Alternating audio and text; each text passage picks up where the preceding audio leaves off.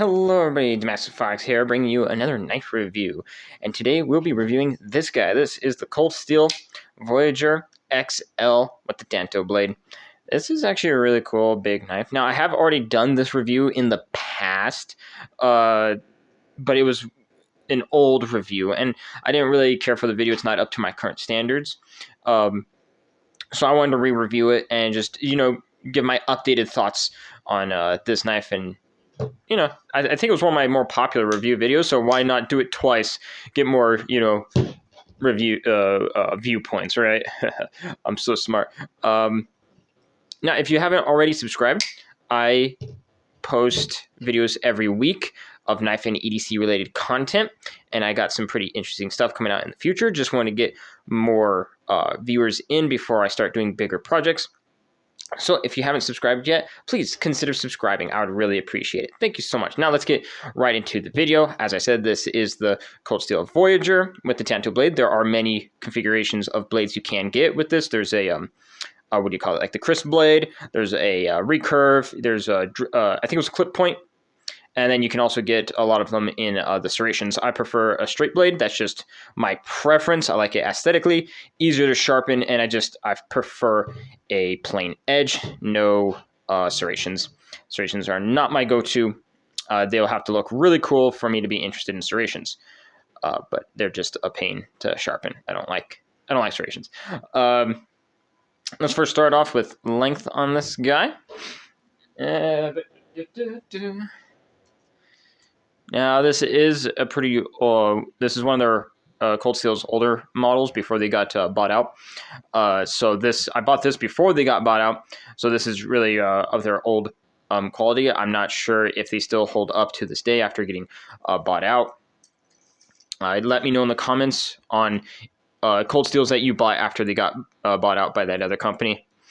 And let me know if they still hold up to their old quality. I know they've been getting a little bit more expensive as of late. Okay, this guy comes in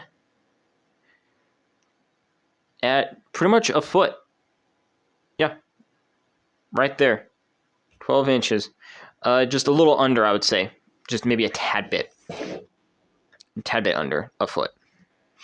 All right, and then the blade comes in at 5.5, and the cutting edge comes in at just a little under a little above 5 inches, if you can see that right there. Let's see, from tip to there. And the cutting edge is pretty much 5 inches. So I like that. I'm a huge fan of big knives, if you didn't know that already. If you're new to my channel, you'll hear me say stuff like that a lot, that I'm a fan of big knives. And that's why Cold Steel is one of my favorite companies, because they're unapologetically big, and they just don't care about people who make fun of people who like big knives. And I don't care about people who make fun of people who like big knives, because big knives are fun. And that's what the knife community is truly about, having fun with a knife hobby. All right.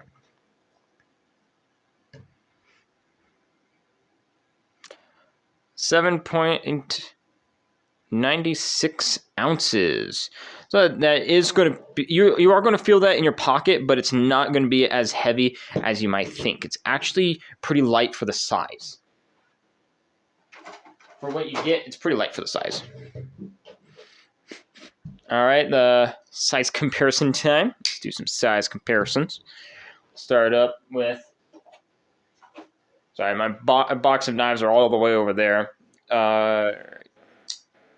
I need to get myself a better recording area so I can have things closer, because where I live it's chaos. There's so much garbage everywhere. PM2 and Para 3. So the Para 3 is about the size of the handle almost. Yeah, so you can definitely see that the Voyager is much bigger, even with the PM2, because the PM2 is actually a pretty big knife, in my opinion, but it's dwarfed by the Voyager. Next, CJRB Feldspar small, CJRB Feldspar full-sized. As you can see, that same thing. the full size, looks big, but then you put it up against the Voyager, and it looks puny. That's one thing about cold steel knives. They make other knives look puny in comparison. Next, Benchmade bug out, and then the mini bug out. The mini bug out, yeah, now the mini bug out is pretty much the entire bug out is the length of this guy's handle. It's pretty funny. If you ask me, did you ask? I don't know.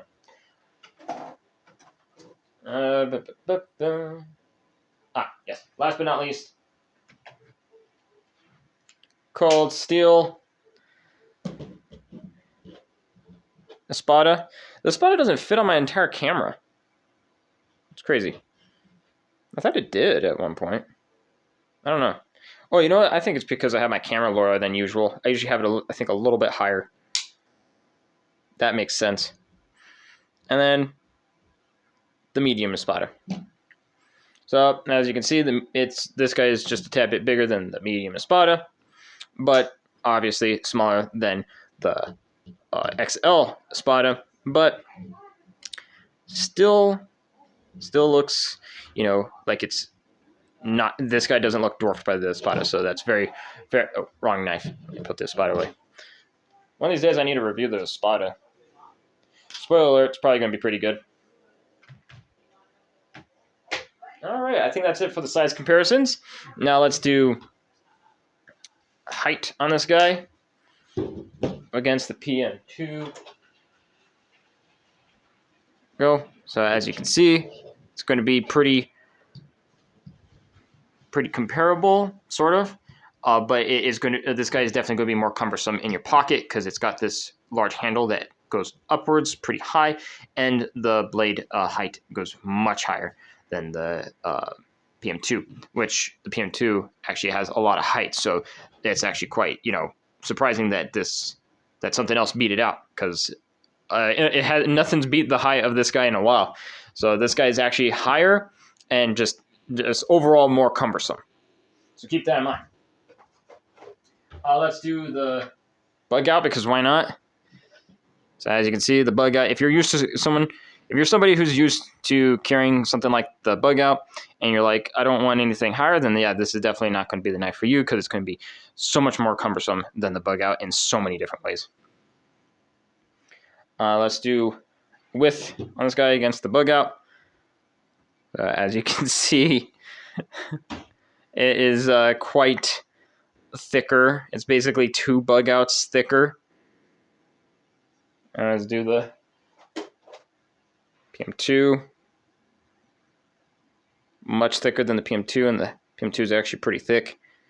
So, yeah, keep that in mind.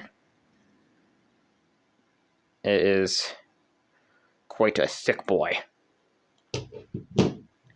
Blade thickness. Got my calibers right here. 0. All right. Blade thickness.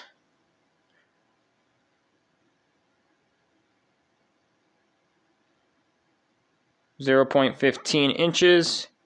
Handle 0.66. Let's do the edge right around here. From the grind, it goes from, sorry about that, goes from 0.13, and then as I go down, it keeps going down and down. Not sure if this is conclusive to anything, but kind of gives you an idea on that edge thickness, if you're somebody who cares about that. All right. And then the price on this guy, it's actually a pretty good price depending on where you buy it from. If you go to Blade HQ, you're going to spend $74.95, which is actually a good price for what you get. Well, I'll tell you about the steel and everything else a little bit later. I forgot to do that. But yeah, so for what you get, $74.95 is actually pretty good, because you get a big chunk of steel and that triad lock that Cold Steel is known for. That's really strong. On Cold Steel, you'll be paying $119.99, which is a bit pricey for plastic scales and more of a budgety steel. I mean, I still wouldn't be upset about it, but it won't be a steal. Sorry, it won't be like an amazing price. It's not something that's like, oh man, I got a deal. Yeah, definitely got a deal. It'll be just like, yeah, I'm fine with that price, whatever. But 74, that's actually a pretty good deal. If you go to Amazon, you could get it for $67.75. But just be careful when you buy stuff from Amazon, because sometimes you get something that's like subpar quality, or I don't know. Sometimes I just don't trust Amazon when buying knives. I prefer to support my favorite knife retailers. Pay a little extra, support my favorite knife retailers like Blade HQ and so forth. All the other ones, etc. And then on Knife Center, you can get this for $69.95. So that's actually a pretty good deal. So if you prefer Knife Center, then yeah, save about $5 compared to Blade HQ. And then DLT Trading, $74.95. And I do like buying from DLT Trading because they have extremely fast shipping. I got this guy from Blade HQ, but if I were to buy this again, I would probably go for DLT Trading because they have extremely fast shipping and they have the point system. So you get points for spending money with them, and then you can use those points to buy more knives, which is really fun to collect up. So DLT Trading does knife stuff, knife shipping and retail stuff really, really well, and it keeps you wanting to come back because of that loyalty program. Really fun. All right, now time for the steel. This guy has Japanese OS 10A steel, made in Taiwan. This is a Tanto blade with a hollow grind with a stonewash finish, which looks absolutely beautiful, and it just like catches the light very well, shines, and it's just really well done. It really is. I couldn't really find any imperfections in like edge grinds or anything like that when I got this knife. It actually was the fit and finish. It's actually really well done, and the action on it is really good. Tread lock doesn't slow it down like other some cold steels I have, where the tread lock is a little bit sluggish because it's a really strong lock, but this one's actually really, really nice, and it comes apart and goes back together fairly easy. It does have a lot of screws, so you do have 1, 2, 3, 4, 5, 6, 7, 8, 9 parts to worry about, and then all the internal springs and whatnot on that tread lock. So it isn't a walk in the park disassembly and reassembly, but once you do it, it's not too bad. And then let's see, what was it? Oh yeah, and then this is their Grive X scales, which is a polymer, and polymer is just fancy plastic. And I'm not a fan of plastic scales. I feel like I'm going to break the knife if I have plastic scales. It just doesn't feel very robust. But cold steel does plastic scales really well. This actually feels like a tough plastic, and I actually trust it. I actually like this. I like their Grive X polymer. It's actually really good. But luckily, it's also reinforced with 6061 aluminum liners. So I do like that little extra reinforcement. So it's not just plastic. That's really good. And then you got your pocket clip right there, just a standard.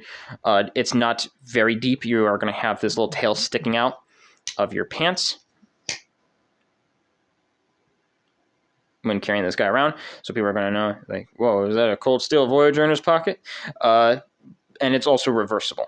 But you have to use the extra clip that they give you because it has a bend right here, so you can't use this one for left-hand carry.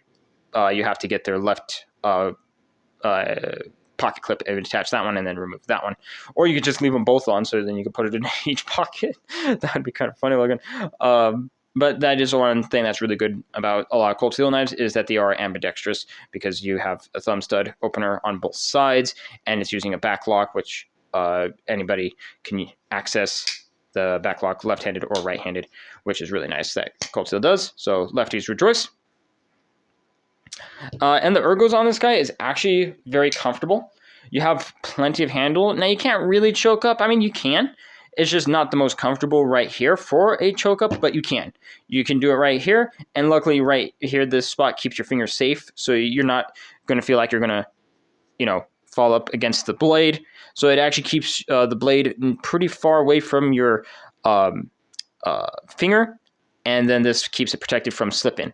So that actually, you can choke up on it. Not the most comfortable choke up, but a decent one. It's not like the most uncomfortable choke up in the world, but it does have a very nice choil right here for you to grip just very securely right there. There's no jimping, so you can do this if you want, but it's really meant to hold like just a standard hammer grip and just hack at bushes or whatever you want to destroy with this beast. And then you can go down here. As you can see, there are more grooves right down here. So you can go back, one more right here, kind of hold it a little bit more back like this if you want to get a little bit more reach, or you can hold it like this in a pistol grip if you want. I mean, these fingers are going to be missing something, but you can hold it like this if you want. Because of those grooves, it just feels funny like a pistol. But yeah, so you can hold this in multiple different ways, and there's plenty of handles if you have XL hands. So that really works for you. Or you can also hold it in a reverse grip. Bring it up to here or up to here, and there you go, reverse grip.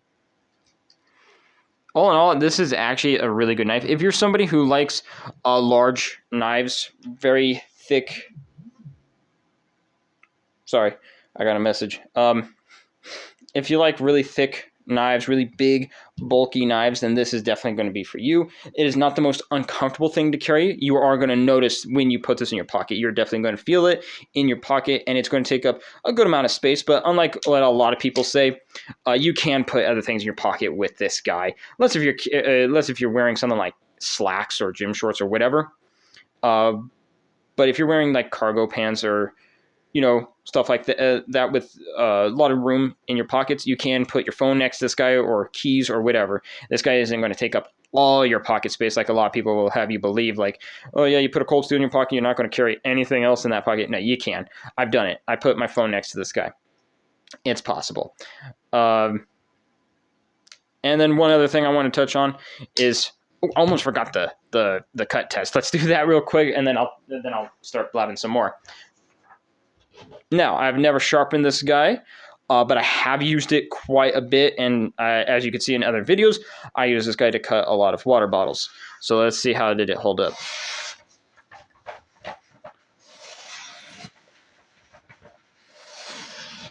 That's one thing I do like about OS 10A. It does actually stay sharp for a pretty good for a pretty long time, and it does have a nice edge on it too. And Cold Steel does their heat treat really well, and they do make their things very, very ridiculously sharp. So, out of the box, when I got this knife, it was ridiculously sharp.